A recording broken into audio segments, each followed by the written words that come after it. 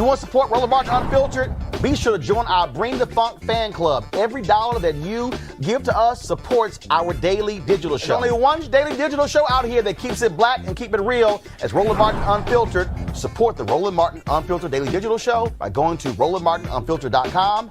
You can make this possible. This morning when I woke up to a Google alert with regards to an issue that's been going on between the Trump campaign and one of the founders of the Lincoln Project, Rick Wilson, a never Trumper. He's been a huge critic of Donald Trump his entire presidency. And they've been criticizing Rick Wilson because of photos that were on his Instagram page from several years ago where there was a Confederate flag on a water cooler. Rick Wilson came out and said that he said that was nothing that him or his family supported nor endorsed, but that it was a girlfriend who was interested in his son, who brought it as a gift to his son. And then he said after that boat trip, it was immediately disposed of. And he's tweeted and talked about that. But what involved me this morning was a particular tweet that was sent in 2011 by Rick's wife, Molly Wilson. In that particular tweet, the word negro was used. I'm trying to pull it up. Literally, I just walked into our building after being out on the streets. And so let me just pull this up. And it was very similar to a particular tweet that was sent out that was by Roger Stone, of course, who was a huge Trump supporter, one of the biggest racists and thugs out there, who, of course, is awaiting to be sent to federal prison. And so in this particular, so what happened was Donald Trump Jr.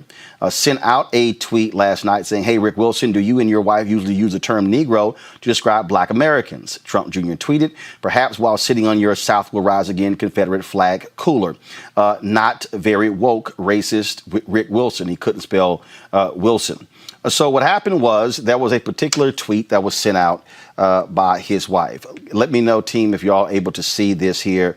Hold on one second. I'm trying to pull it up there. So let's see. Let me know if you have it now.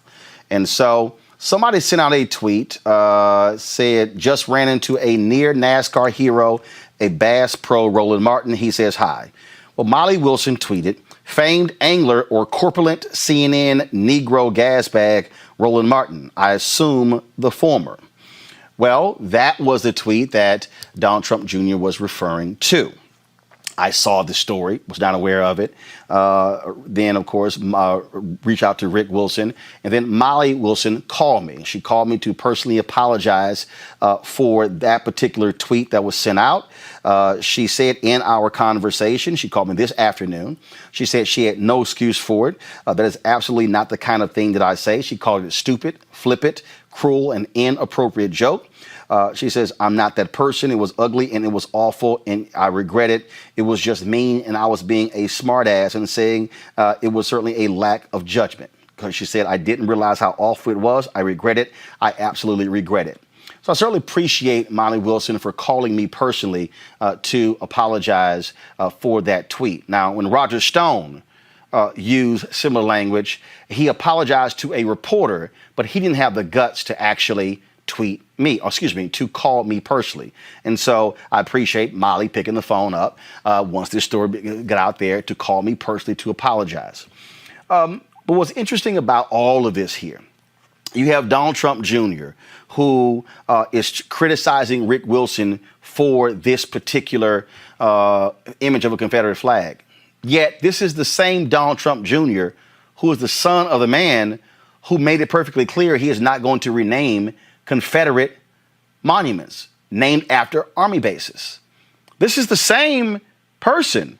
I've never seen them really condemn the flying of those Confederate flags all throughout the South and other places next to Trump signs. See, so it's real interesting when you have Donald Trump Jr., who is attacking Rick Wilson. Let me be perfectly clear. I don't support anybody waving the Confederate flag. I believe Mississippi should get rid of that flag as well. And speaking of that, here you have the SEC who announced today that they are not going to hold any championships in Mississippi unless that flag, that Confederate flag, is off of their state flag. The NCAA already has that in place. So here's what I want to see. I want to see Donald Trump Jr. call out the state of Mississippi, and I want to see Donald Trump Jr. call on his dad to tell Mississippi, take down that Confederate flag. See, it's real easy. It's real easy if you're Donald Trump Jr. and you want to condemn Rick Wilson and condemn his wife for a photo of a Confederate flag on a water cooler that was on their Instagram page. That was several years ago. That's real easy. But Donald Trump Jr., you can address the Confederate flag today. You can address it today.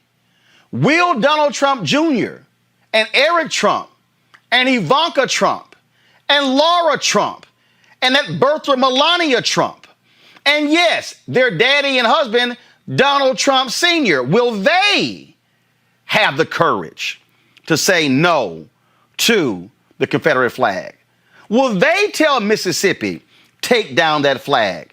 Will they say, remove those Confederate statues from Statuary Hall in the U.S. Capitol? See, so Donald Trump Jr., since you chose to use me as a part of your attack against Rick Wilson, I'm challenging you to step up.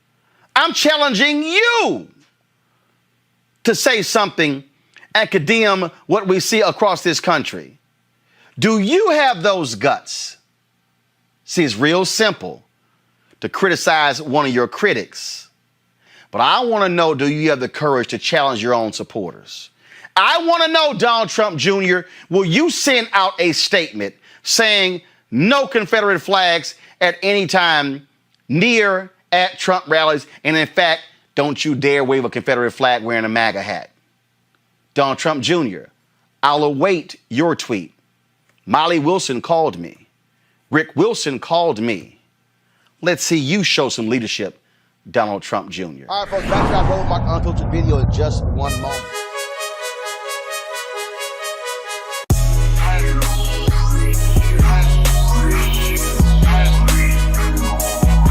Seek.com, folks. So we got their headsets. Mary Spio, she, of course, is the founder, the creator, the designer of these headphones. The 360-degree 4D headphones. Amazing sound. Gamers love them. Of course, I love music, and so it's great to listen to this wonderful sound that really travels around your entire head. That's why I love them the most. Plus, they're black and gold, being an alpha, I'm just saying. If you want to get the headphones, all you got to do is go to Seek.com, Seek.com, Seek.com, and just simply use the promo code RMVIP2020. You see it right there. RMVIP2020 at Seek.com.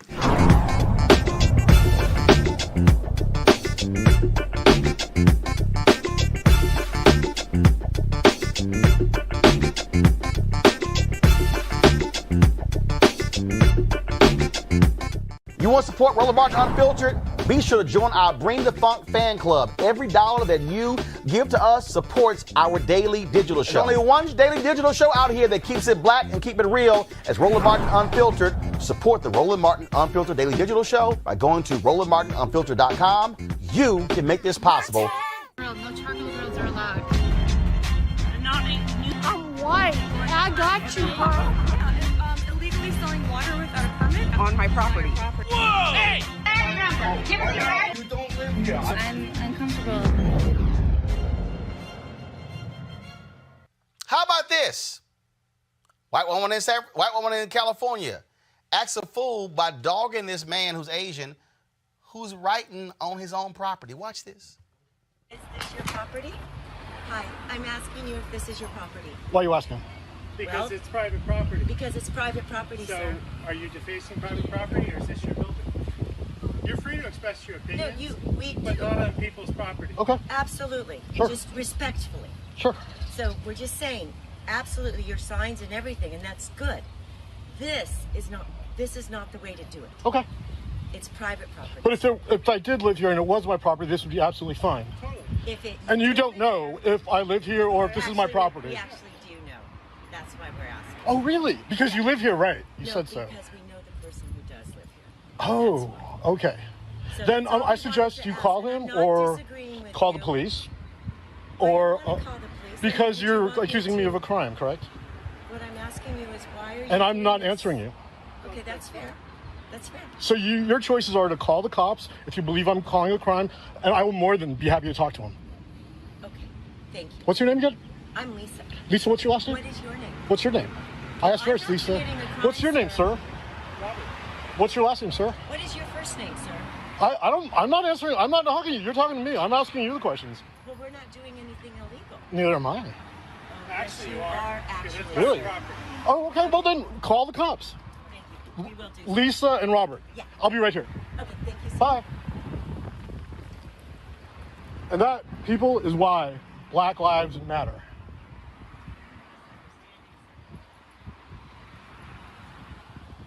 That's Karen, and she's calling the cops.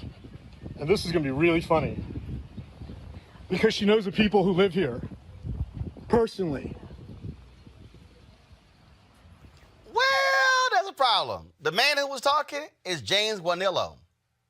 He lives there. It was his property. That Karen, she's the CEO of her own cosmetics company. Lisa Alexander, she's the founder and CEO of LaFace Skincare. They have since taken down their website after this video went viral. She issued this apology. There are not enough words to describe how truly sorry I am for being disrespectful to him last Tuesday when I made the decision to question him about what he was doing in front of his home. I should have minded my own business. It's a longer apology, y'all. And she went on to talk about how because he had offered for them to meet for drinks or coffee or lunch or whatever. And she said she wants to do that because she wants to learn more because she realized she screwed up. Oh, but it's better. Her husband, Robert, well, y'all, Robert doesn't have his job anymore. Yeah, that's what happens when you're sitting here married to a Karen, and then you want to support your Karen, and then things change. Go to my iPad, please. The company Raymond James fires employee who confronted Black Lives Matter demonstrator. Yeah, y'all, that's the deal right there.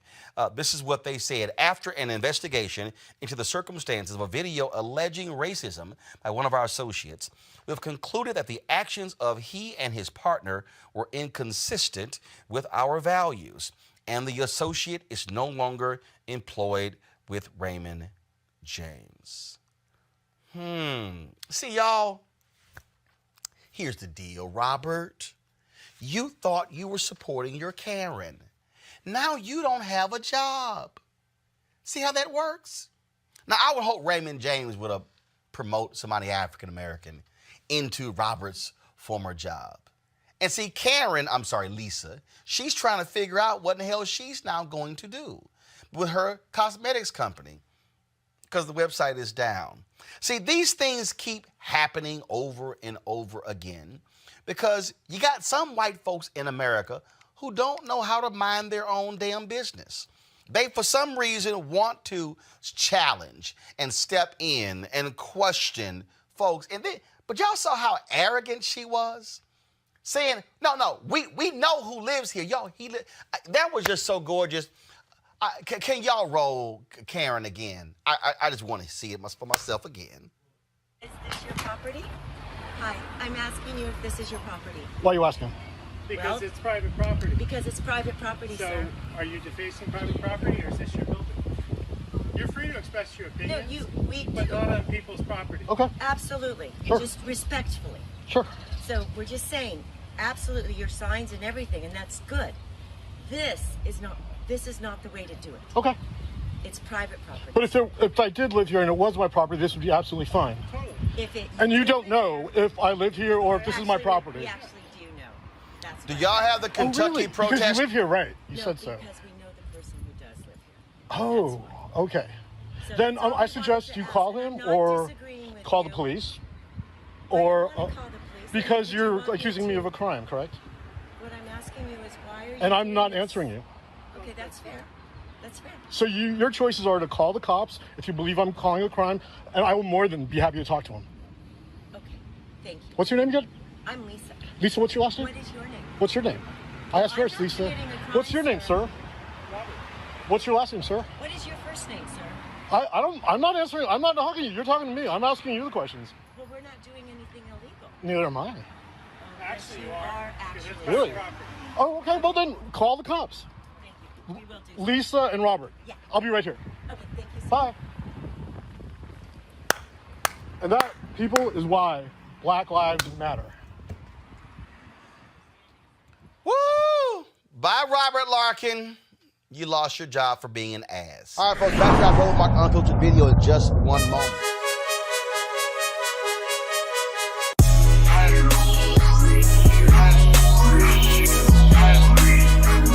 Man, we support black businesses, obviously, so check out these headphones by Seek. Mary Spio, a sister, she is the designer, the inventor, the creator of these unbelievable great headphones, 360-degree sound 4D headphones. If you do gaming, you can use these headphones. You can actually talk. There's Bluetooth as well. Unbelievable. And so they got a partnership with us, folks, and that is you have a promo code. If you buy these headphones, you get a discount. Go to seek.com and use the promo code right there. You see it, RMVIP 2020.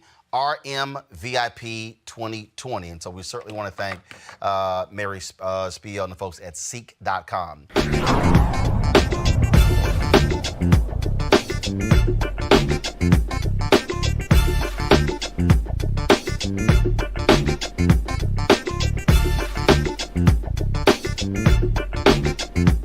You want to support Roland Martin Unfiltered?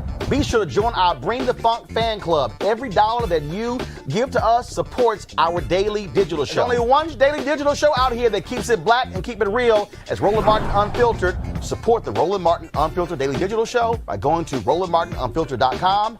You can make this possible. I do want to do this here. I was trying my best to ignore this. And it really bothers me, Greg, when I see, it really bothers me when I see videos and I see black people who talk loud, speak with conviction, but have no clue what the hell they're talking about. So I came across this video, and many people have sent me this video of this sister trying to read this white woman, trying to drop CVS long receipts on her about how racist Democratic Party is and how black people were all about the Republican Party. And I was going to ignore it. But the reason I can't, Greg, is because I had all these people who were tweeting me saying, oh, she's right, she's right. And that's when I went, okay, now we got a lot of really dumb people who have no clue at all about history. So here's what I'm going to do, y'all. It's 2 minutes and 6 seconds. So we always do one of our great deconstructions. And so normally I do it myself. So this time I'm going to allow the panel to deconstruct it. So y'all just let me know which part you want to deconstruct. Okay, and so and I'm a pull up. Somebody had sent me what this child's name is. I think last name was Battle or something. I'll come across it. So let me just go ahead and play it. So watch this, y'all. I would be in the same position you're in, so I'm not even mad at you, baby, for feeling like, oh, fake news. This is the thing. I know people don't like Trump. I understand that. But let me tell you something. If I had to pick between him and Joe Biden, I'm not voting in Joe Biden. You want to see a bunch of black people go to jail by the next 4 years? Put Joe Biden in. Watch what happens. You want to see black men get killed substantially? Like you've never seen before, put Joe Biden in and watch what happens. These Democrats, and I'm sorry to say this, I'm not trying to be racist, but they hate black people. These are the same people who fought to keep slavery in. These are the same people who built the KKK. These are the same people who hated us from the beginning. The Republican Party is the party of the blacks. Blacks free, the Republican Party is the only party that the black people actually assisted in finding.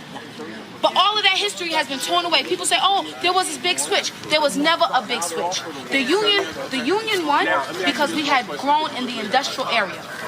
So we were able to get trains and get supplies back to our soldiers while the Confederate was still riding horses. They were not able to get the supplies back fast enough, right? So what happened was once slavery was abolished in the South, the people in the South could no longer make their money from slaves. They had to move to the North to work in the industry to produce. And so the people in the North that already had established themselves in the industry moved to the South. And so that's where it was a transfer of people coming from the South to the North and people coming from the North to the South. There was never a big switch. So the same Democrats who hated black people from the beginning are the same ones who hate us now. And they use our cause. How did Black Lives Matter turn into something about LGBTQ? When blacks really don't support that. We're conservative. We're really not about that. Not only that, we don't support abortion. We're about working. This is the black culture. We ain't ever been about that. Not only that, we're not about feminism. No, we're not. Black women marry their husbands and respect their husbands. That's what we on. We're not on this, oh, I do what I want. We don't do that. That's not our community, and you would understand. I know you understand what I'm saying. We don't do that. But yet these people are hijacking our movement, and the Democratic Party, they're trying to hijack our stuff. No. Okay, so here's what we're going to do. We're going to play a portion. I'm going to stop, and then we're going to deconstruct and give you actual facts. Okay? So here we go. I would be in the same position you're in, so I'm not even mad at you, baby, for feeling like, oh, fake news. This is the thing. I know people don't like Trump. I understand that. But let me tell you something. If I had to pick between him and Joe Biden, I'm not voting in Joe Biden. You want to see a bunch of black people go to jail by the next 4 years? Put Joe Biden in. Watch what happens. You want to see black men get killed substantially? Like you've never seen before, put Joe Biden in and watch what happens. These Democrats, and I'm sorry to say this, I'm not trying to be racist, but they hate black people. All right. Who would like to take that one first? I'll take that one. Go ahead, Reese. I think it's completely absurd to try to suggest that Joe Biden would be worse for black people than Donald Trump when literally tens of thousands, hundreds of thousands of people are in the streets marching because of black men and women, by the way, getting gunned down. This is the same Donald Trump that looked at the statistics of black people being disproportionately impacted, killed, and infected by COVID-19 and said, it's a black disease, nothing to see here, folks, open up the country. This is the same person that told police officers to violate people's due process. I don't know if you guys remember when he did that rally and he said, oh, rough them up when you arrest them. This is the same person that has a white supremacist Department of Justice who is relaunching their quote unquote war on crime in predominantly black areas that have ended pattern and practices investigations, civil consent decrees. I could go on and on and on and on. Now, Joe Biden has had some problematic votes in some bills in the past, but it's unquestionable that the white supremacy and white nationalism that we see perpetuated in such a dangerous way by Donald Trump is not only worse than anything we've ever seen from Joe Biden, but he would be even further emboldened for the next 4 years. So what did he say? Joe Clark and Lean On Me? You smoke crack, don't you? You must smoke crack, because that is the only explanation for what she sat up there and said with a straight face. She also, I think, completely ignores the fact that Donald Trump and Mitch McConnell have put on nearly 200 federal judges, far right wing, who are going to rule against black men who have cases that might come before the federal court and Supreme Court when it comes to death penalty, when it comes to cases along those lines. That's just a fact. Okay, here we go to the next one. These are the same people who fought to keep slavery in. These are the same people who built the KKK. These are the same people who hated us from the beginning. The Republican Party is the party of the blacks. Okay, let me leave it right there. I'll take this one. First of all, in the election of 1860, there were 4 candidates. Lincoln ran as the Republican. There were 2 candidates who ran as Democrats. One as the Northern Democratic Party, the other as the Southern Democratic Party. What does that mean? That was a split. There was a split in the Democratic Party in the 1860 presidential election, and Northern Democrats opposed slavery. Southern Democrats supported slavery. So when you hear her say the Democrats backed slavery, she's leaving out that important distinction, folks. There literally were 2 candidates who were running in 1860. And then if you go through history, you still had that taking place. You still had that situation where your Southern Democrats had a particular view, and then your Northern Democrats had another view. Just like if you start going through the election, going through this, you always hear Republicans say, Democrats oppose the Civil Rights Act and the Voting Rights Act, and they only passed because Republicans. The only problem with that is that there were more Democrats in the United States Senate, and there were more Democrats in the United States House, and actually a majority of Democrats voted for both of those bills. I know, facts be damned. Facts be damned. But I just want to give y'all the name, just so y'all know. Okay? John Breckinridge was the Southern Democratic nominee from Kentucky. Okay? You had Stephen Douglas, who was the Northern Democratic nominee. Lincoln Douglas debates, there you go. That's what you had going on. So when she says that, you kind of can't just say it's all Democrats. You have to make the distinction between Northern and Southern.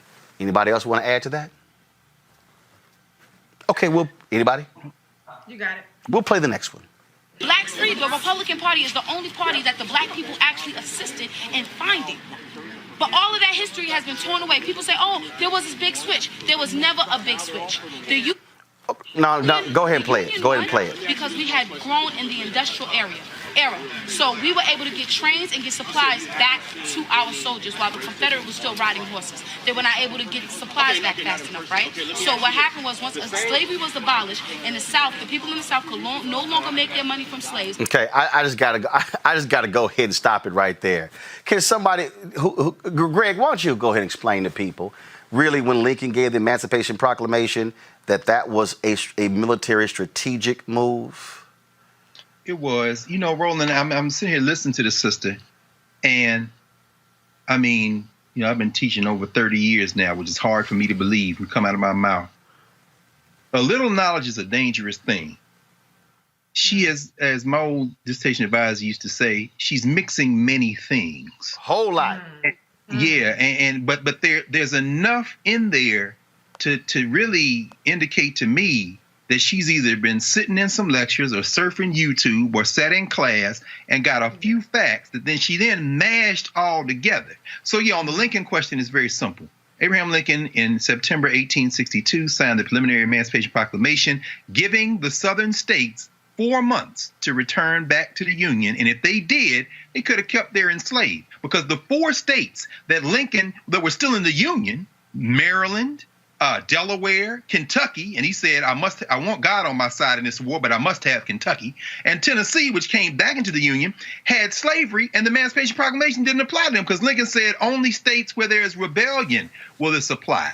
The only Africans Lincoln had a hand in freeing were the Africans of Washington, D.C., and they, in the Compensated Emancipation Act, gave up to $300 per body to the white people who had them enslaved, and then set aside another lump of money and told black people who were now free, if y'all want to go to Haiti or Liberia somewhere, we'll pay for you to leave. Because Lincoln, as our dear brother Lerone Bennett yep, was forced into glory. So, I mean, yeah, it was a war measure. He was trying to win the war. But when the sister says, you know, about the movements and the migration patterns, and in a minute she's going to talk about the railroads, you know, what I hear is somebody who has, you know, seen something somewhere, internalized a little bit of knowledge, but maybe forgot the part where one of the things that General Sherman did in his march to the sea was tear up all the railroad lines. That's why Atlanta is jacked up today in downtown Atlanta, because it was never supposed to be the city that it is. It was just a railroad junction. And apparently they mapped out all the streets in downtown Atlanta on the old trails, which is why you can't go nowhere.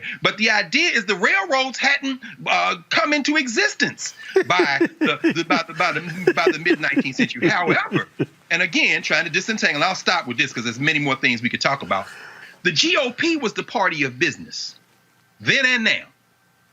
Enslavement was something that they made a kind of calculation that says not necessarily profitable for us. But after the Civil War, you had what some people call them the carpetbaggers, some people call it the invasion of the South, by these same business interests who engaged in a truce with the old plantocracy to basically sacrifice the black people of the South, who had indeed founded the Republican Party. She had that part right, but after that, she lost her damn mind. The Republican Party in the South, as Du Bois says, was an African idea, in part because that was the party that we used to seize political power. Once the objectives of the North had been achieved, they reconciled with the South. This is the abandonment of the South that comes after 1877 with the rise of Jim Crow. We see what happened in 1898 in Wilmington, North Carolina, where they broke apart that fusion coalition that Reverend Barber talks about. And in the wake of that betrayal of black people in the 19th century, what you then see is the rise of lily white republicanism in the North, and the whites already have their Democratic Party, which is the party of white supremacy.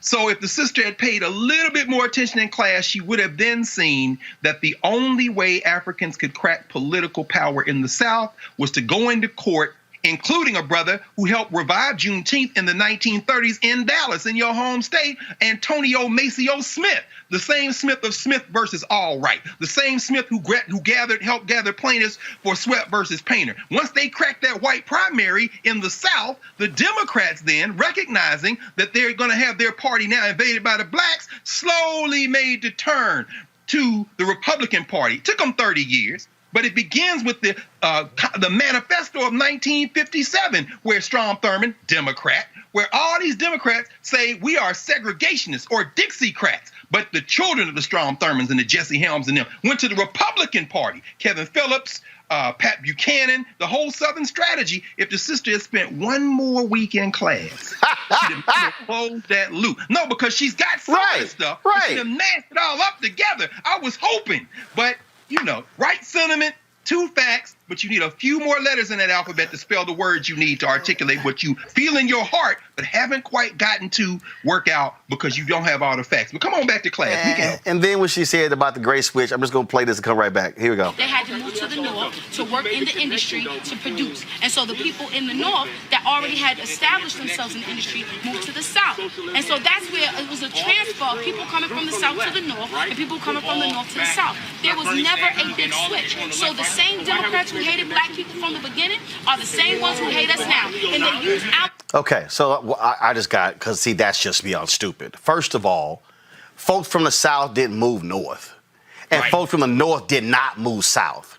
What she doesn't understand is that after Lincoln gets killed, Jackson is restoring the land to many of those Southern plantation owners. When they came into the Union, they were like, okay, cool, we can give you your land back. There were many radical Republicans who opposed that, saying, why are we going to give them the land back? So they were restored. They didn't move. They didn't go anywhere. And also, the great transfer, it actually did happen, beginning at the end of World War I and then World War II, where white folks stayed, black folks left. They begin the book. Baby, go please read Robert Abbott and the Chicago Defender and the Great Migration.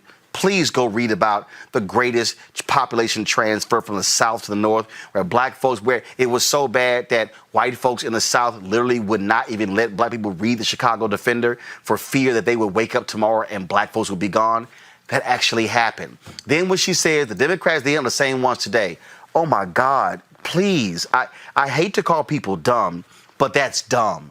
If you have no understanding that people like Ida B. Wells Barnett actually were supporting Herbert Hoover when he ran for president, even though he was leading the Lily White faction. And then what began to happen after he became president, and then black people saw how racist he was, they began to have an ambivalence about it. In fact, the Republican Party was called what, Greg? The Great Ship?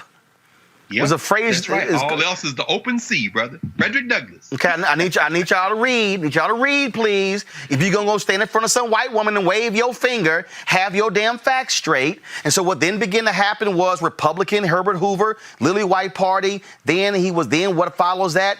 Woodrow Wilson, one of the most racist presidents in American history, Democrat, who comes in, and then you have, guess who's coming in? FDR, who was not necessarily a friend of black people, but he also understood the Great Depression. His economic policies, listen to me, y'all. FDR was not the great emancipator, but his economic policies were what appealed to black people. And then you begin to see the shift of voters. In 1956, Eisenhower got a substantial number of black voters because they were still Republicans because of Lincoln and the Emancipation Proclamation, because the National Democratic Party was being controlled by Southern Democrats. 1948, the Southern Manifesto, when the Democrats met where in Mississippi. We reintroduced the Confederate flag as a part of their whole deal because the Democrats put a very small civil rights item in their plank. The white Southern Democrats got mad. Strom Thurmond was their leader. Baby, I need you to read. 1960, you have JFK versus Nixon. Significant number of blacks supporting Nixon. Guess what happened? You had people like Jackie Robinson who were begging Richard Nixon, stop saying privately you support black people, but you won't say it publicly. And then, of course, Dr. King gets arrested. He's there in Albany. I'm sorry, what is it, Erica? Albany? Is that what it is? It is Albany. Okay, all right, because, I had somebody else say, that's not how we pronounce it. Fine. So he gets it thrown in jail. JFK places a call to Coretta Scott King. King gets released. Then, of course, you have Louis Martin working for the Democratic Party. They use major mail-outs, put out a special black newspaper. Black folks shift to go to Kennedy. Then 1964. Then you have what? Barry Goldwater, senator from Arizona, opposing the 1964 Civil Rights Act. Black people, including Jackie Robinson and other black Republicans, said, no way in hell we supporting this. They supported LBJ. That's when the switch happened. And then 1968, Nixon saw the opening, began to appeal to those Southern Democrats. And then all of a sudden, those folks begin to shift. Then 72, then 76, then Reagan appeals to them. He opens his campaign near Philadelphia, Mississippi, where Cheney, Schwerner, and Goodman were killed. Then you have the Republican Party. That's why, sister, today, what's the party defending Confederate statues? Republicans in Alabama, in Mississippi, in Tennessee, in North Carolina, in Texas, in Congress. What the hell are you talking about? Please. Well, Don't. I think she has I think part of the challenge is that in terms of. Go ahead. Oh, no, I was going to say very quickly, there is a sentiment that there isn't a difference between Republicans and Democrats. We know that's not true. But both parties operate in a field of violence against black people. Right. And so, she's the feeling she has, as Erica said, ignorance can be cured. Ignorance can be cured by a little bit of study and dialogue. I think there's a way to pull her back from it. But if we had been standing there, we could have dispatched with the entire and asked her a simple question. Today, the Supreme Court ruled 5-4 in DACA. Do you really want to roll the dice in a minute in another Republican administration and they can get a couple more votes and take away or try to take away everything? See, sometimes we just haven't. She's trying to win an argument with the white lady, so she just got rolling. And let's be real clear here. My whole deal is like I've never self-identified as a Democrat or Republican. The party I'm in, the one called Truth. And so if you're going to speak truth, speak truth, but don't just make stuff up. Last part here, I know Erica and Reese have been waiting to deal with this last part, but again, ooh, Lord, y'all, go on. Turn into something about LGBTQ when blacks really don't support that. We're conservative. We're really not about that. Not only that, we don't support abortion. We're about working. This is the black culture. We ain't never been about that. Not only that, we're not about feminism. No, we're not. Black women marry their husbands and respect their husbands. That's what we on. We're not on this, I do what I want. We don't do that. That's not our community, and you would understand. I know you understand what I'm saying. We don't do that. But yet these people are hijacking our movement, the Democratic Party, they're trying to hijack our stuff. No. Okay, I heard we don't support LGBT. I heard we don't support abortion, and we don't support feminism. Reese and Erica, I know Ella Baker is like, I'm sorry, excuse me? I know Fan Lou Hamer and Septima Clark and Diane Nash and Constance Baker Motley are like, really? We don't support feminism? I think Merle Evers Williams and Daisy Bates, them sisters were real clear about black women. But y'all weigh in on just the last part what she just said. Go ahead. Yeah, I was just going to invoke the name of the late Fannie Lou Hamer that departed this life in March of 1977. And just, the late Ralph Ellison said something, and I think about it quite often, that there are few people in the world as dangerous as sleepwalkers. This sister is sleep, and that is the danger of speaking and talking in sound bites. When we're talking about reproductive health and we're thinking about how that impacts black women, particularly at a much higher weight, there's no way in hell that you can't say that we're not a part of that. When we're talking about the important decision that came down from the Supreme Court around LGBTQ, we look at that entire movement and I see black people, I see Stonewall, I see black people. We were people that shepherded change into these most profound movements. I think about even just going further when we're thinking about science. I think about Henrietta Lacks. And so when we hear people that are kind of like spewing and talking about messaging that they've heard from different platforms that aren't steeped in history, the history that you walked us through, the history that Dr. Carr walked us through, that is the danger when people enter political conversations and they don't enter these conversations with context to think about how Ronald Reagan influenced a huge 2 or 3 generations, and that he, as an actor himself, you all talked about going to Philadelphia, and the way that he connected with those folks in Philadelphia, Mississippi, was talking about states' rights. And here we are talking about states who reopened prematurely, and because 37% of the black population lives in the South, look at who are the people who are going to be most impacted by coronavirus. And so that is, again, the danger of folks just talking without really having had set with knowledge. Google is real free, but books are a beautiful companion to Google. And Reese, yes, you can say we're conservative, but the reality is this whole notion that black people are homophobic, white folks been homophobic for a long time. So it's not like, but the other pieces is here, the same black people may have that particular view, but they'll read James Baldwin. They'll read Langston Hughes. They'll read, I mean, they'll say, I mean, we can go on and on and on. I mean, go ahead. I'm sorry, go ahead. I think what's just very disturbing is I've encountered this mentality. What we have is we have a whole almost, I hate to use this word, but almost radicalized faction of black people who get these ideas that are completely ignorant and misinformed and ahistorical from these YouTube kind of, scam artists, these grifters that sound exactly like this woman.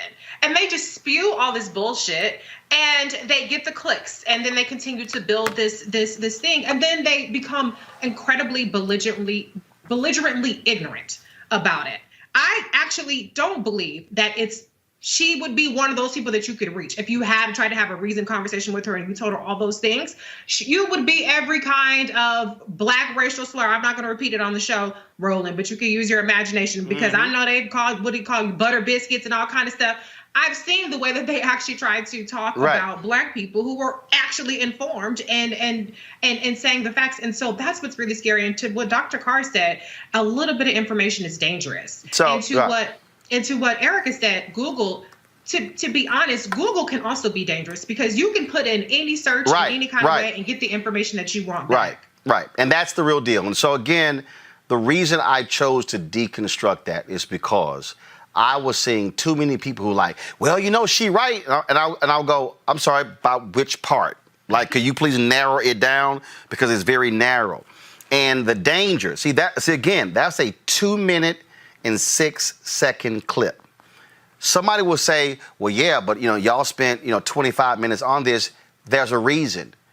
Because you can spread a whole lot of lies in 2 minutes and 6 seconds, and it takes 30 minutes to unpack that level of lies.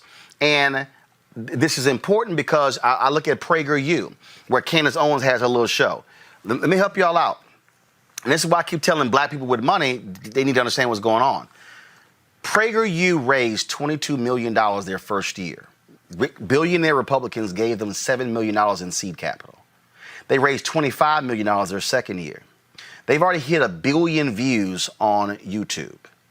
They are purposely using short content to reach the next generation of all these white kids. And so the reason why this show matters, and the reason why we do this, is because we have to counter the ignorance that you're hearing from black people. Let me be clear. There are black people who can talk very well, who with conviction, who are emphatic, who are passionate, who are wrong. And again, we can argue about a position. We can argue about Biden or Trump. We can argue about policies. We can argue whether or not Senator Kamala Harris's proposals are better than Senator Elizabeth Warren's proposals. But what we're not going to do, I'm not going to play the game, is allow folk to sit here and just say stuff, and then folk, man, did you hear that, sister? And again, I don't know if she's conservative or liberal. I don't know any of that. It doesn't even matter to me. What I do know is nearly everything she said was wrong. Exactly. And that, for me, is a problem, y'all. That's a problem. Ron, help me, y'all. How do we reach folk like that? And I'm saying that because I'm sure y'all been seeing it on social media this week. There's this back and forth between people who are identifying with J. Cole and young people who are identifying with No Name, the sister out of Chicago. And J. Cole is saying, I haven't read much, I haven't studied, but I've been out in the street, and you shouldn't approach me because, No Name has this book club. Her mother actually had a bookstore in Chicago for many years. And so the new iteration of it is these meetups where they discuss books and they talk. Right. But what J. Cole is saying is that, yeah, I'm for that, but don't make me feel like I don't know anything just because what I know isn't what you know. It doesn't mean what I know doesn't count. Right. And I guess what I'm trying to reach is that in that last piece we just deconstructed. I have a colleague, Valethia Watkins Beatty, who's written about this a lot over the last 20 years. The idea of feminism. I remember Angela Davis saying this. They said, Angela Davis person, they called me a feminist. I said, I'm not a feminist. And then I began to think about it, and I said, there's a form of bourgeois feminism, that's affiliated with white women. And then some people say, well, no, it's not feminist, it's womanist. It's like, no, there's a real raging debate around it. But I'm saying some of this is social class.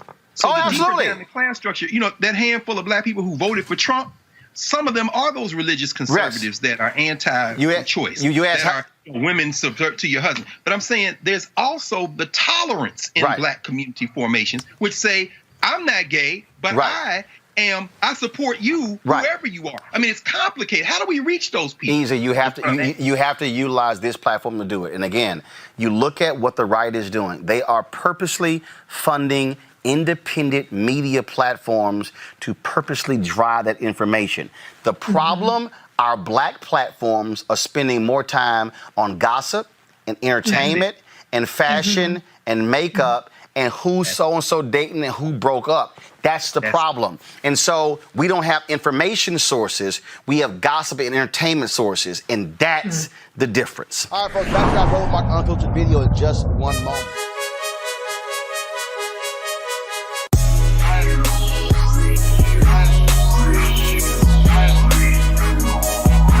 Seek.com folks. So we got their headsets. Mary Spio, she, of course, is the founder, the creator, designer of these headphones. The 360-degree 4D headphones. Amazing sound. Gamers love them.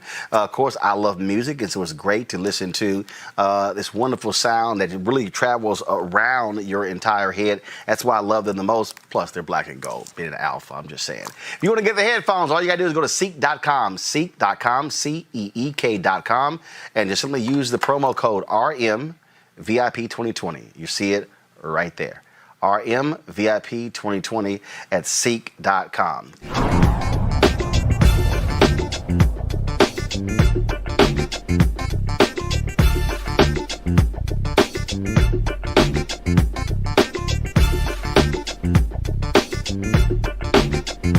You want to support Roland Martin Unfiltered? Be sure to join our Bring the Funk fan club. Every dollar that you give to us supports our daily digital show. There's only one daily digital show out here that keeps it black and keep it real as Roland Martin Unfiltered. Support the Roland Martin Unfiltered daily digital show by going to RolandMartinUnfiltered.com.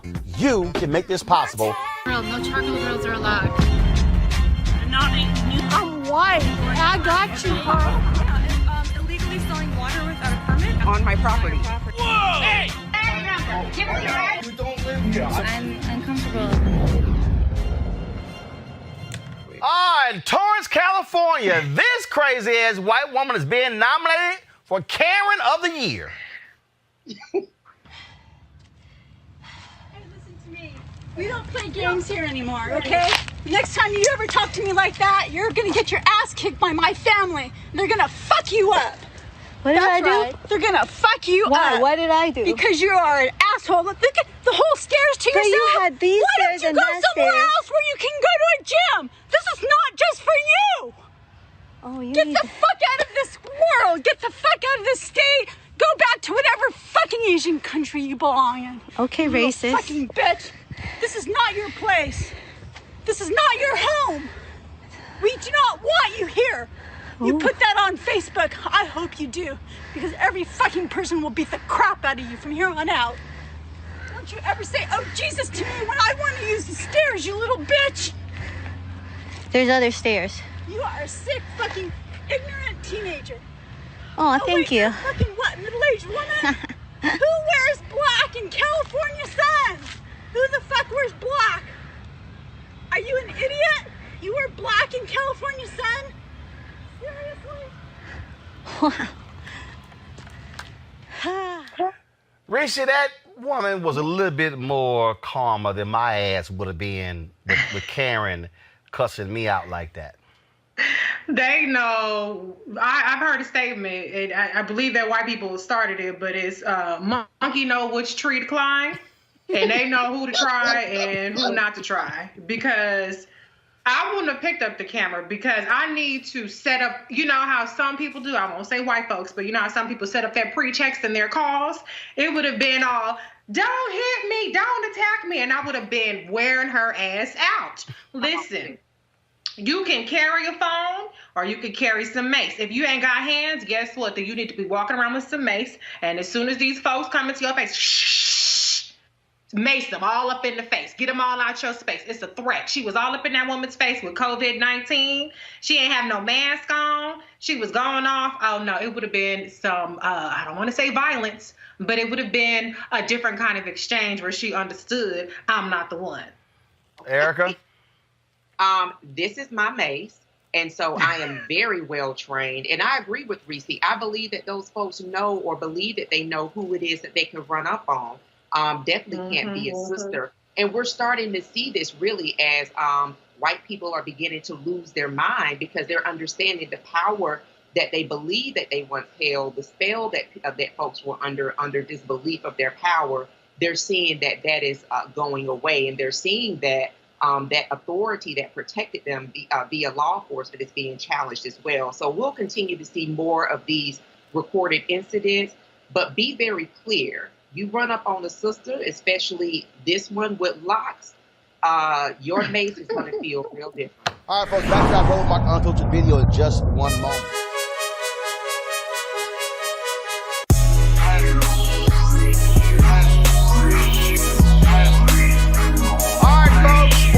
Company 360-degree headphones, 4D. Gamers love them. I love them with music. Of course, you can even talk on them. They're Bluetooth. Just great set of headphones. We have a great partnership with them. If you go to seek.com, seek.com, use this promo code RMVIP2020, RMVIP2020, for you to be able to check these, to get these headphones. And so, yeah, real cool. They're great. So if y'all going to be out there and you're buying JBL and Bose and the rest of these companies, hey, you might as well support a black-owned company with these headphones. Seek.com, seek.com. And again, promo code is RMVIP2020, RMVIP2020.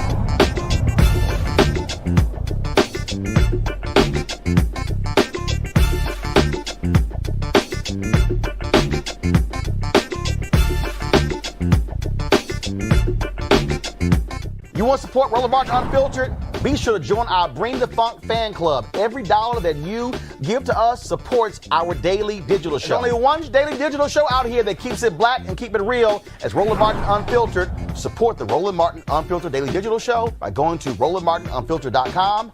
You can make this possible. Folks, in a recent article for The Nation, Justice Correspondent Ellie Vista wrote, the United States needs to be treated like the racist pariah state that it is. He joins us right now. Ellie, what's up? That was a heck of a time, wasn't it? Yeah, you sort of like that. Just cut right to the chase here. So it's interesting because Senator Tim Scott the other day said that, that he doesn't believe in systemic racism in America, but he said there are pockets of racism in America. Yeah, he's wrong. I think he knows he's wrong in his heart. Of course, this country experiences systemic racism. This is a racist country. I don't see no honest person, I don't think, can look at how this country operates and how it's operated for 400 years. Hold on 1 second, Ellie. Ellie, hold on. There's like a huge clicking sound as you talk. It's like a constant clicking. Okay, so it might be your headphones. So let's just do this here. All right, sorry. This a little bit better? No, it's still clicking. It's still clicking. So all right, so I have no idea why is that clicking. So let's do this here. Are you talking through the Bluetooth on the headphones? I am not. I am talking through my mic, my computer mic. Okay, so let's do this. Usually works. All right, guys, let me know what we should do. How about you take the headphones off and talk, and let me see if that fixes the problem. Let's go ahead and talk, because I want to make sure that we hear you. Now go ahead and talk. All right. Can you hear me? Clicking has gone away. Go ahead. Yeah, I just can't. Now the problem is that I can't hear you very well. Oh, don't worry about it. You just talk. So do this here. Okay, do this here. You go ahead and talk, and then when you finish talking, I'll ask you the next question. All right, let's do that. Okay, so. Hold on, that's that's better right there. That's whatever you just did there. That's better. My point for the article was. Go ahead. For the article was simple. I was trying to really hone in on the fact that the world has seen this kind of country before, right? We are not the first racist country. We unfortunately will not be the last racist country. The world, when it realizes that a country has really kind of like gone, fallen away from the pack, the world tends to have a response to that. We saw it with South Africa, right? We saw it in most of our lifetimes. We saw the international moral suasion brought to bear on the racist apartheid state of South Africa. South Africa is free now, mainly because of the tireless work of Black South Africans who refuse to let their dignity be stripped from them. But it's also because of the moral suasion of the international community. It's also because South Africa was banned from the damn Olympics, right? Also because South Africa was economically divested from. It's also because people boycotted companies who did business in South Africa. And at a moment where we see George Floyd, Black Lives Matter protests springing up, sparking up all over the world, if the world gets to the point where it's willing to divest from America the way the world was once willing to divest from South Africa, that's the special sauce. That could be the nitro to the Black Lives Matter movement really getting structural change happening in this country. Well, So that particular point is important, and the problem is, in fact, in just a moment, the next guest, I'm going to talk about how the United States has used back channels to get these African nations to back off of their call for the UN's top human rights body to launch a scrutiny to the United States. Here's the reality. In this country, we want everybody else to get their stuff together, but America has never liked when somebody looked at us. I remember when one of the Chinese presidents came here and he met with President George W. Bush, and he was highly critical of race in the United States. He basically was saying, how in the hell y'all gonna call us out for our human rights violations when how you treated black folks for all of these years in America? One of the big differences, I think, with Donald Trump is that he has pulled back the curtain on just how racist this country is.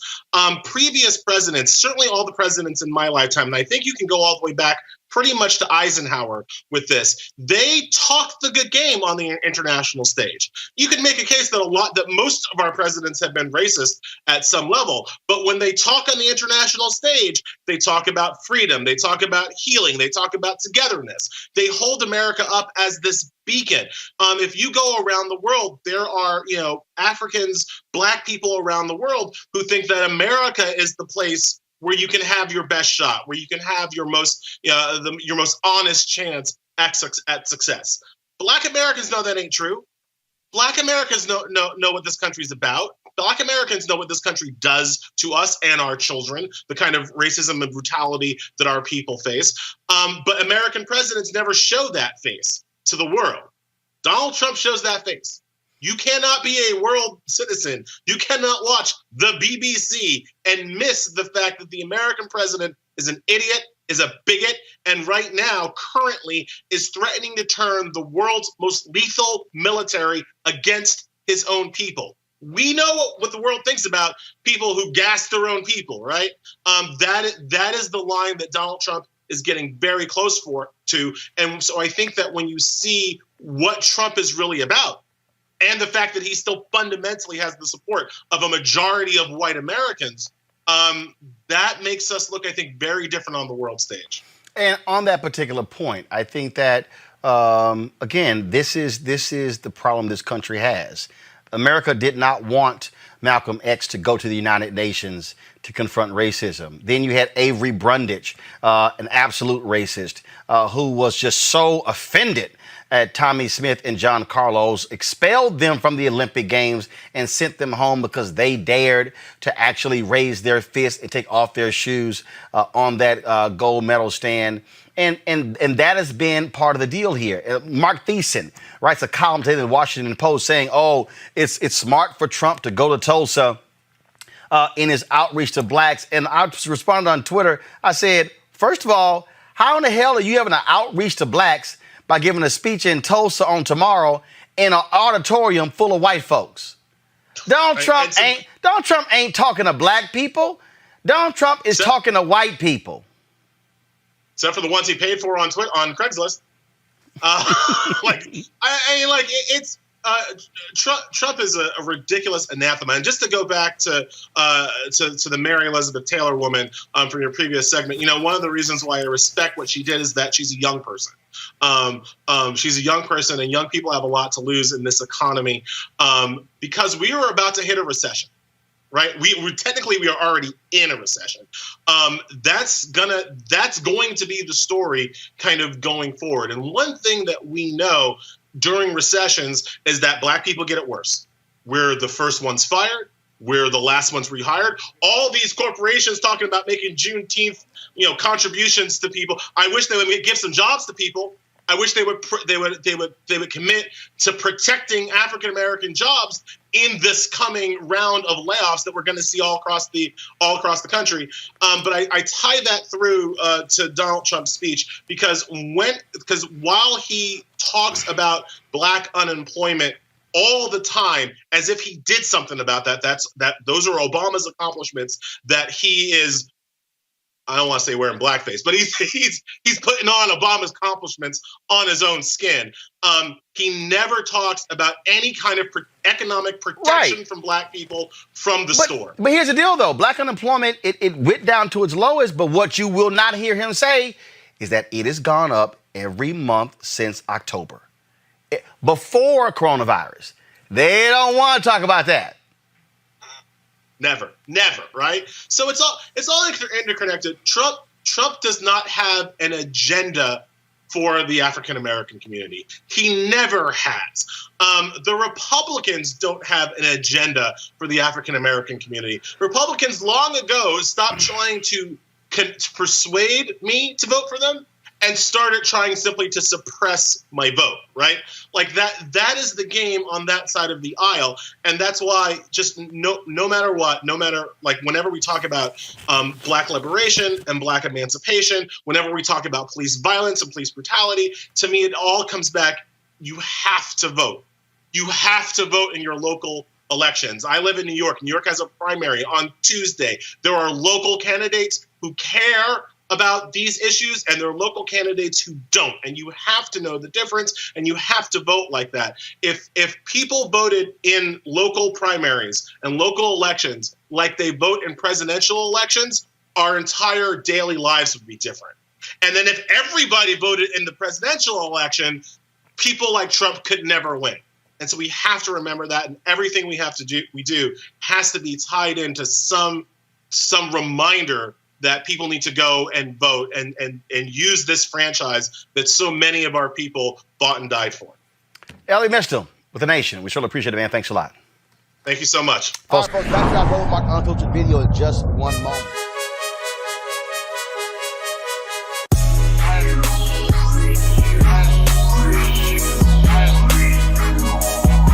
Seek.com, folks. So we got their headsets. Mary Spio, she, of course, is the founder, the creator, designer of these headphones. The 360-degree 4D headphones. Amazing sound. Gamers love them. Of course, I love music, and so it's great to listen to this wonderful sound that really travels around your entire head. That's why I love them the most. Plus, they're black and gold, being an alpha, I'm just saying. If you want to get the headphones, all you got to do is go to Seek.com, Seek.com, Seek.com, and just simply use the promo code RMVIP2020. You see it right there. RMVIP2020 at Seek.com.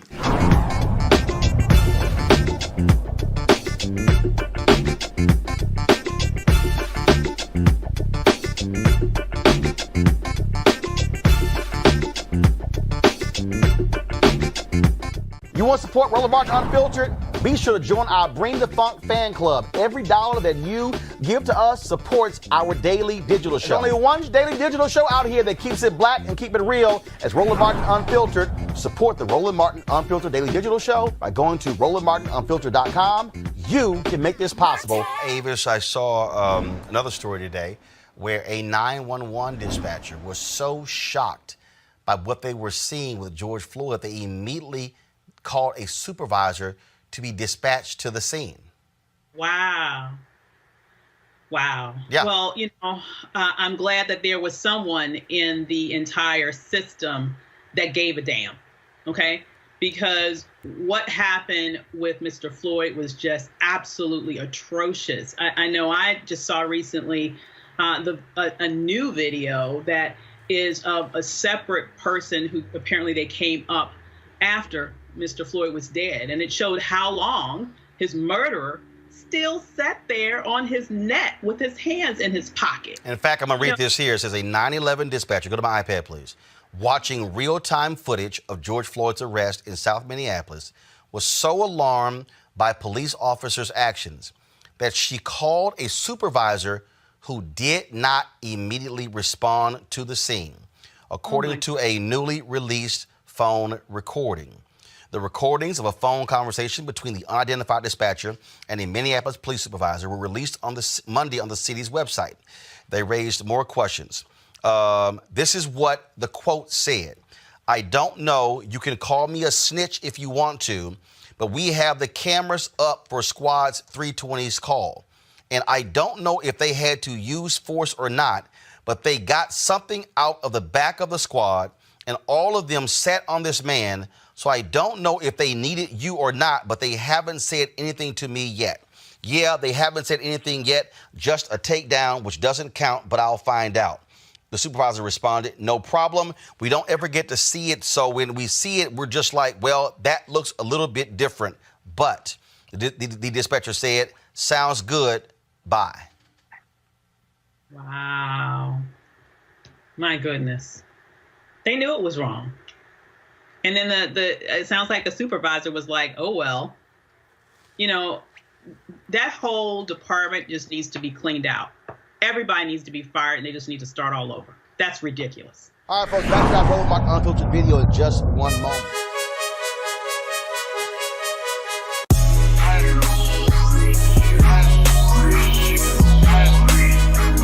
Fam, we support Black-owned businesses, obviously, so check out these headphones by Seek. Mary Spiel, her sister, she is the designer, the inventor, the creator of these unbelievable great headphones, 360-degree sound 4D headphones. If you do gaming, you can use these headphones. You can actually talk. There's Bluetooth as well. Unbelievable. And so they got a partnership with us, folks, and that is you have a promo code. If you buy these headphones, you get a discount. Go to Seek.com and use the promo code right there. You see it, RMVIP 2020. RMVIP 2020. And so we certainly want to thank Mary Spiel and the folks at Seek.com.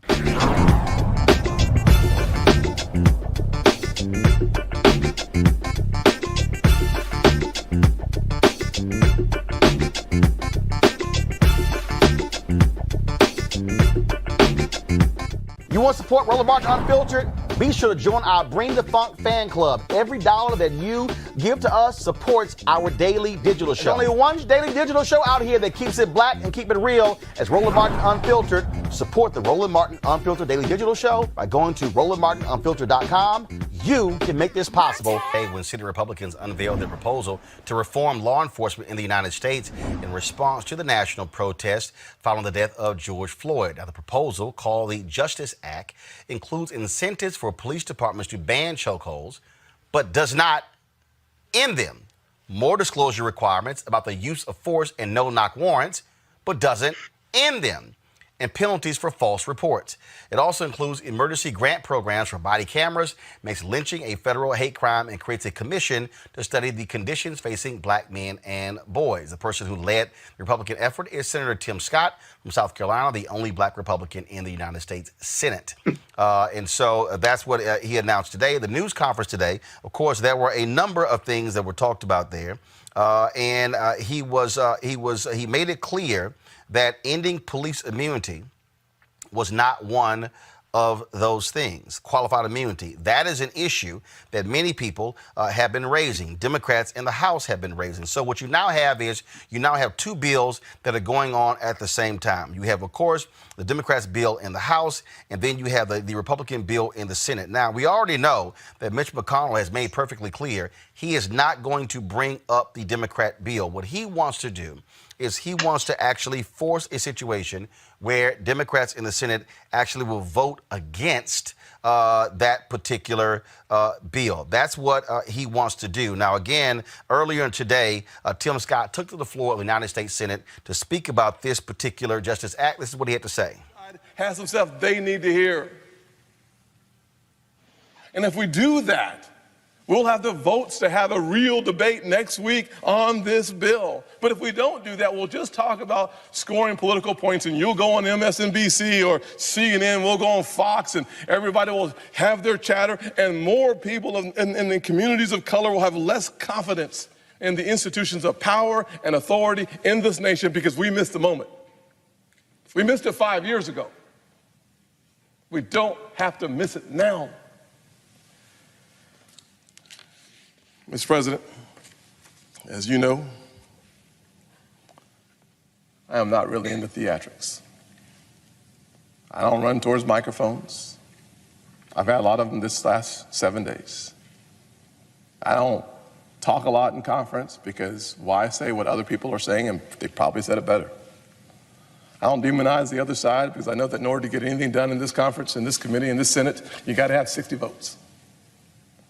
And plus, if you have a grievance with your brother, Talk to them. Talk to them. I've tried to do that. Mr. President, as I'm sure I've run over my time, let me just say that to the families I sat down with yesterday, they don't think working on body cameras is a token experience. They don't think sitting down with the President of the United States with their tears filling their eyes, running down their cheeks, talking about their lost loved ones is a token experience. The law enforcement officers in that meeting with those families do not believe that having a serious conversation about police reform is a token experience.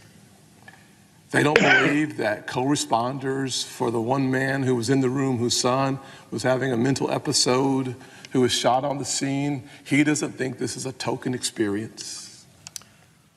Joining us right now is Reddit Hudson, founder of the National Coalition of Law Enforcement Officers for Justice, Reform, and Accountability, and Dr. DeLacy Davis, founder of Black Cops Against Police Brutality. All right, first off, Reddit, I want to start with you. Your assessment of this bill presented by Senator Tim Scott. He says it's a strong bill. Almost worked, man. And in the context of police culture and police behavior, you can't incentivize good behavior. You have to punish bad behavior. We've tried that over and over again. Here in Missouri, St. Louis, Missouri, where racial profiling statistics come out every year, and they're horrific every year. They threaten to take away state funding. They threaten to take away any number of funding sources from offending departments. They just don't give a damn. It really is unfortunate for him to describe a moment and then miss it so hugely as he has in this instance. What he needs to do is understand that there is a remake that needs to take place right now. We can't tinker around the edges, which is what he's trying to do, and describe that as some kind of significant institutional change. And for him to describe restoring trust in our institutions, this falls way short of that. We have to have a serious remake of our entire criminal justice response, our entire public safety response, and it doesn't involve trying to bribe some officers not to devalue Black life. DeLacy.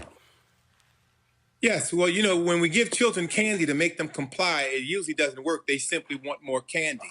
And so I looked at the bill, I watched the press conference. They talked about training, duty to intervene, data collection with the database at the local level, and then a National Criminal Justice Commission.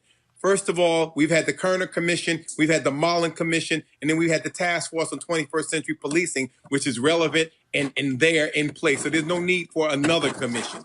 Second of all, the data collection. What are we collecting data on? We're seeing Black bodies laying all over the street. And finally, the duty to intervene. Let's be very clear. In 2016, they had already revised the use of force policy in Minneapolis. In fact, the officers all there with Mr. Floyd had a duty to intervene, and none of them intervened. And then finally, training. How do you untrain the racists? How do you take the racist and white supremacist culture out of policing and somehow get a good cop?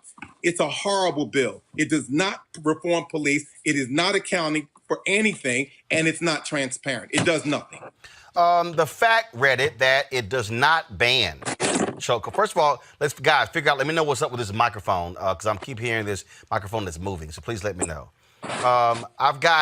Tell me what's going on with no banning of chokeholds, no ban when it comes to no-knock warrants. In fact, earlier I saw this MSNBC graphic that laid it out, and it was kind of like, okay, so we hope they change. Yesterday, we had former Sergeant Cheryl Dorsey, the LAPD, where the cop said, "Oh no, that wasn't a chokehold against Eric Garner. I think she said that was like it was an upper body seatbelt type restraint." I mean, that's the kind of stuff that they've said. Yeah. It is utter madness, and you nailed it, Roland. You hit it on the head. What they're doing is positioning themselves. As much as Tim Scott tried to decry the political aspects of this and say that it shouldn't be politicized, that's exactly what they're doing. When they introduce a bill like this, as you said, what they're looking to do is get a no vote on it from people who are more serious about addressing the real issues that face us as a nation right now, when we have a real opportunity to eradicate institutional racism and police culture and do it through legislation and movement and work on the ground. Combined together, we can get that thing done. But with senators like Tim Scott doing the appeasement dance with police unions and the other folks who were surrounding Donald Trump when he signed that wonderful executive order that he put out yesterday or the day before, this is what you get. Ineffectual legislation that does nothing more than give them something to talk about, claiming they're making a real effort to address systemic issues. He couldn't even acknowledge. I mean, I was floored. A good friend of ours, Reverend William Barber, said he was speechless when Senator Scott said that there is no systemic racism in the country, and it's not a racist country. When you're living that far away from reality, I don't expect you to be effective on real problems. No ending of qualified immunity in Senator Scott's bill, DeLacy.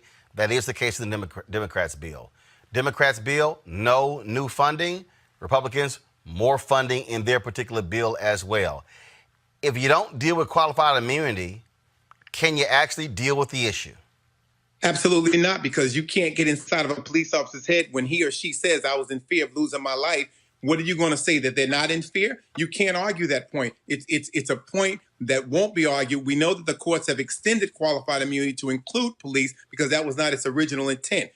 I listened to Senator Shelley Moore Capito, and she said that this bill was pro-civil rights and pro-law enforcement, and there's no conflict. Well, therein tells you everything, because if law enforcement is killing me, black and brown people, and leaving me dead in the street, and you're telling me this is pro-civil rights, it is inherently conflicted in the fact that they can't call it what it is. They can't talk about institutionalized racism. The fact that they want to continue to study what their answer is, we want to put more money in for more police on the street, which is problematic. And the other side, and the community is saying, we want to defund the police, reallocate those resources, because the community is suffering when they call the police. So the people who are most vulnerable, fragile communities, and those in need of law enforcement are actually being told now in this bill, we're going to send you more cops, and that means you're going to be exposed to being killed more frequently.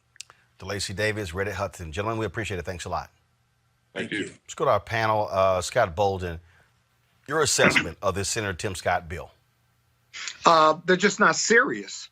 They are not serious because they believe that the police are fundamentally good and that the bad apples are poisoning the reputation of these police officers, and that they need their political support and votes from white conservatives and whites in rural areas who believe that the police come to protect and serve, and that the police are basically good. They just have hit a rash of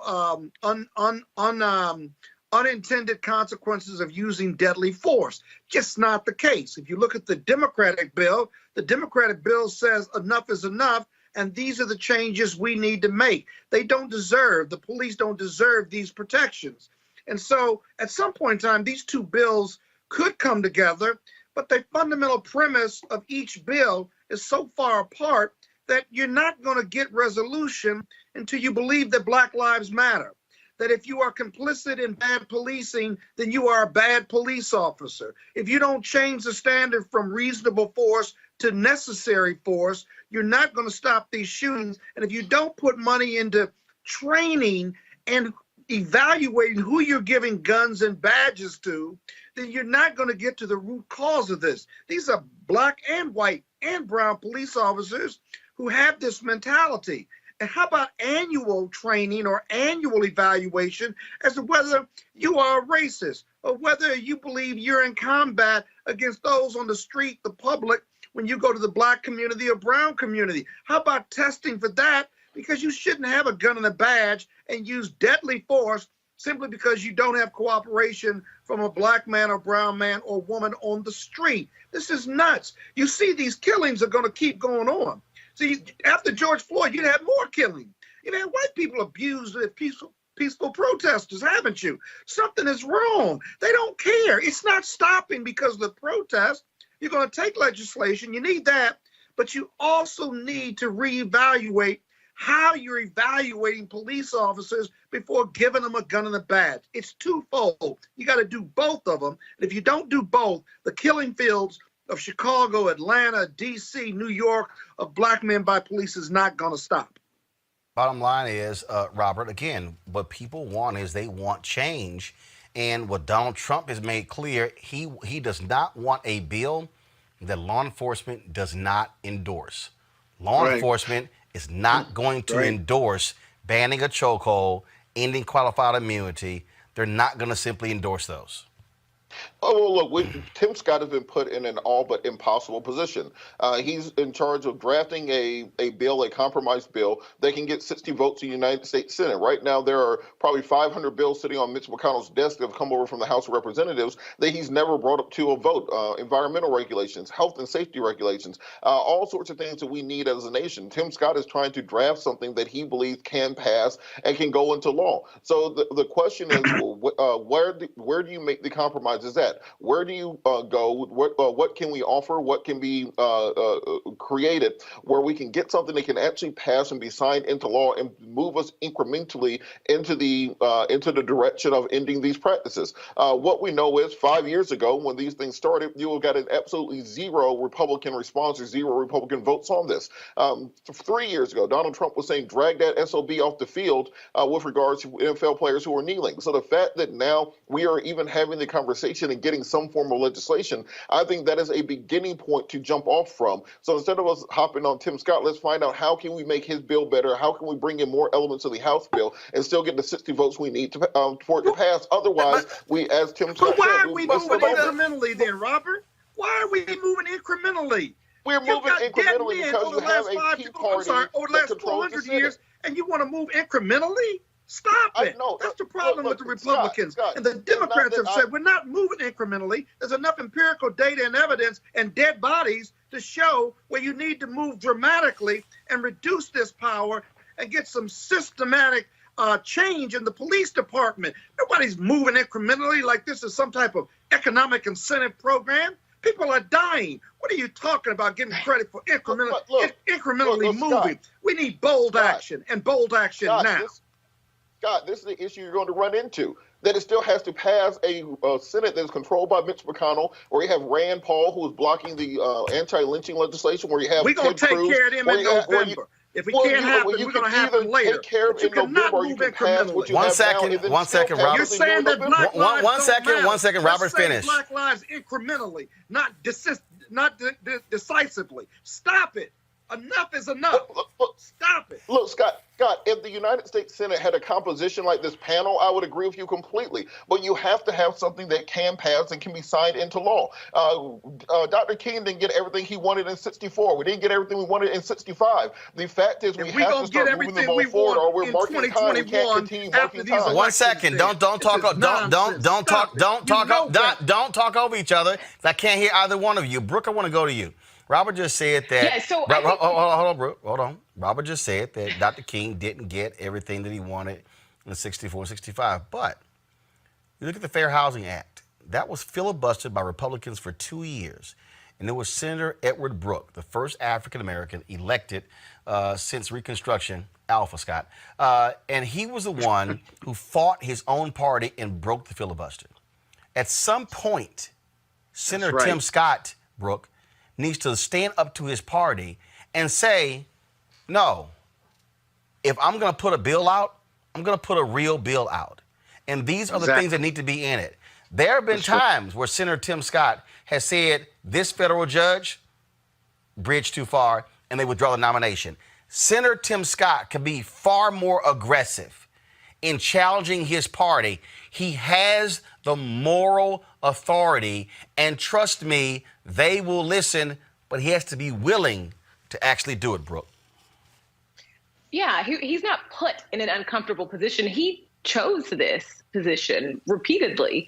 He is where he wants to be. It's his decision. It's a conscious decision that he's making to be the face of a bill that I think we're talking a lot about how much good this does and not enough about does this cause harm? Because this bill not only doesn't really ban anything that's deemed problematic when it comes to policing right now, but it also puts more federal funds into police departments at a time where experts and activists are saying, hey, we need to take at least some funding out of these police departments and put it into other public services that will better help serve our communities and choose other ways outside of violence to help keep crime down, to help keep our communities safe. So forget about how much this helps or what little or not getting everything. Does this bill cause harm? And I think a lot of people who are focused on how much money goes into policing, I think they would say yes. This is, and again, the data is there with the dead bodies. The data is there. What else you got to study? Tell me what else you want to study about dead people and dead black men at the hands of road cops, bad cops, violent cops. What else do we need to study? Yep. More dead bodies. Stop it. Well, again, we can wait till 2021. We can wait until we get the Democrats. Here's the deal. Fine. Here's the whole piece. Allow the Senator Tim Scott bill to move forward. Let's see if it actually passes, if Democrats have courage to say, no, this bill is not good enough. And then watch the House pass their bill. And then if Mitch McConnell chooses not to bring the House bill up, Mitch, that's on you. And we remember that when he's running for re-election come November. All right, folks, back to our Roland Martin Unfiltered video in just one moment.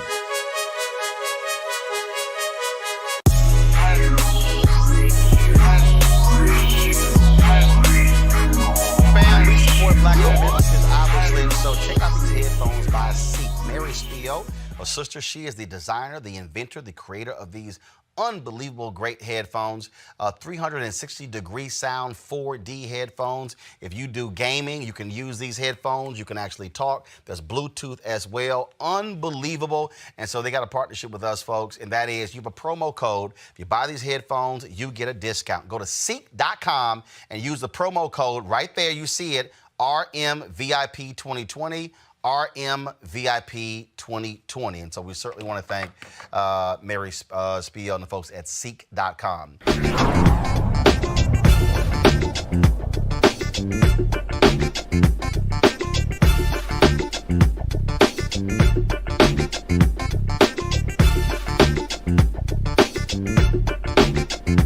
You want to support Roland Martin Unfiltered? Be sure to join our Bring the Funk fan club. Every dollar that you give to us supports our daily digital show. There's only one daily digital show out here that keeps it black and keep it real. It's Roland Martin Unfiltered. Support the Roland Martin Unfiltered daily digital show by going to RolandMartinUnfiltered.com.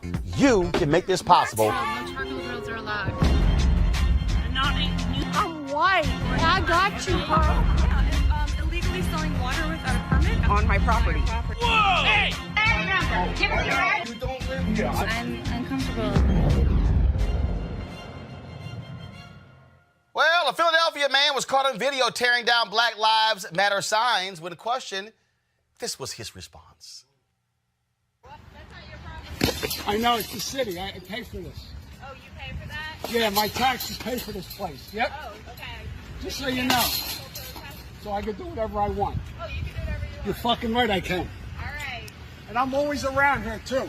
Great. I live right here, too. Good. I'm always around. You're welcome. Black Lives Matter. Yeah. Not to me, they don't. Good. You can call it any way you want. You can go fuck yourself, though. Well, guess what, y'all? He ain't got a job. The man was identified as Michael Hinkle, who worked as a supervisor writ server from the 1st Judicial District Family Court in Philadelphia. Worked, as in past tense. He has been fired. See, I just keep trying to explain to y'all. Stop acting a fool. All right, folks, back to our Roland Martin Unfiltered video in just one moment.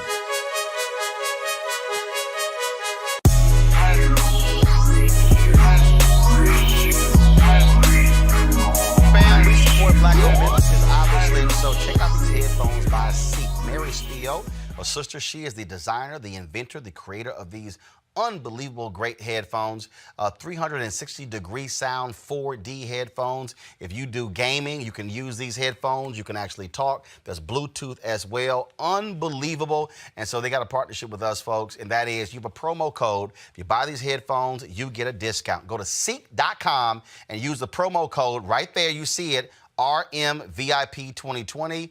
RMVIP 2020. And so we certainly want to thank Mary Spio and the folks at Seek.com.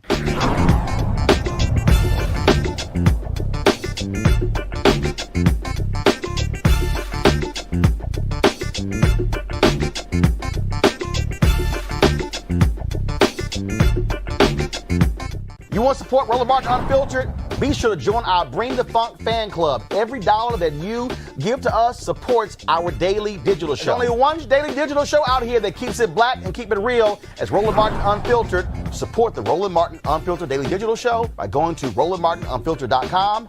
You can make this possible. All right, folks, tomorrow is Juneteenth. And, of course, folks are focused and celebrating. We'll be celebrating all around the country, even though Texas became the first state led by the late Representative Al Edwards that made this a official state holiday. Virginia now has become the second one. The governor declared that on yesterday.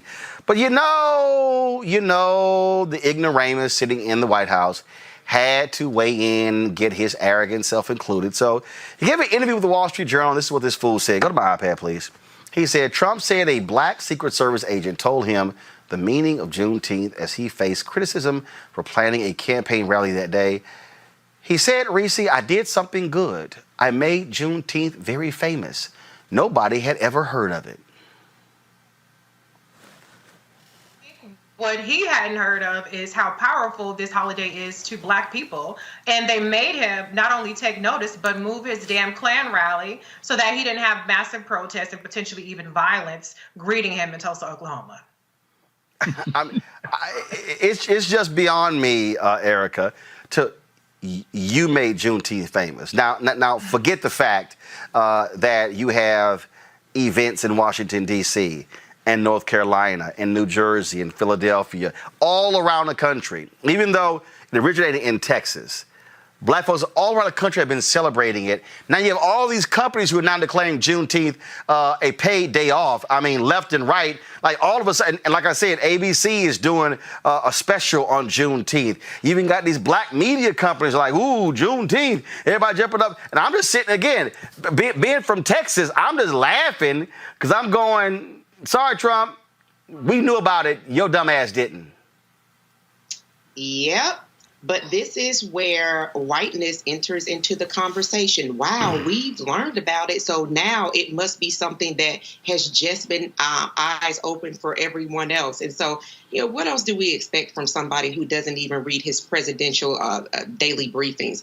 He's mediocre. This is the same person that sought fame. So he's really not in even though he's occupying the White House, he has no interest in governing. He has no interest in the affairs of being a president. What he is most concerned with are approval ratings and keeping those 5 black people that refuse to leave his side happy. Greg. Yeah, in this case, I'm going to agree in part with the current occupant of the bunker at 1600 Pennsylvania Avenue. His election unleashed a new round of weaponized white nationalism in this country. Certainly entered the soul and the spirit of Klansmen like Derek Chauvin and others. And so the state murders that these police have committed, the Ku Klux Klan in Atlanta trying to back their murdering friend on the a lot of this has been enabled by Donald Trump. But what Donald Trump did not factor in is that the spirit of Juneteenth is a fierce spirit, brother. And as you said, I mean, I was telling somebody the other day, and we were talking earlier, you and I, we graduated from Jack Yates High School. When George Floyd came out of Jack Yates High School, Jack Yates in 1872 and 2 other brothers put together $1,000 and bought what became the Emancipation Park where they first celebrate Juneteenth in Houston. What our orange guy down there doesn't quite understand is that when white supremacy rears its head, there is a reaction from black people in this country. And so, not only did he not remember that he put out, or his office put out, a perfunctory Juneteenth acknowledgement last year, which is what presidents have been doing for quite some time. Not only does he does not know, in fact, that in 1968, as Reverend Barber and them get ready to do Poor People's Campaign on the 20th, that on the June 19th, 1968, they had a rally on the steps of the Lincoln Memorial to end Resurrection City. And it was on the day of Juneteenth, and that helped spread the celebration.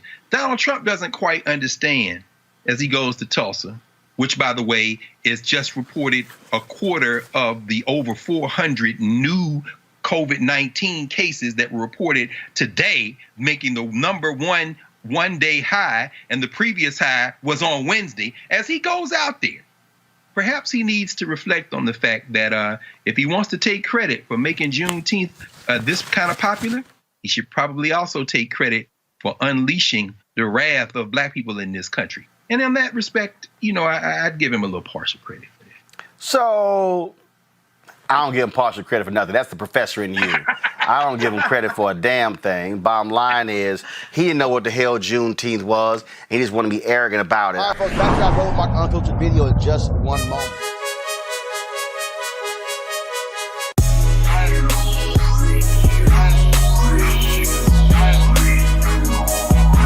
Seek.com, folks. So we got their headsets. Mary Spio, she, of course, is the founder, the creator, designer of these headphones. The 360-degree 4D headphones. Amazing sound. Gamers love them. Of course, I love music, and so it's great to listen to this wonderful sound that really travels around your entire head. That's why I love them the most. Plus, they're black and gold. Being an alpha, I'm just saying. If you want to get the headphones, all you got to do is go to Seek.com. Seek.com, Seek.com, and just simply use the promo code RMVIP2020. You see it right there. RMVIP2020 at Seek.com.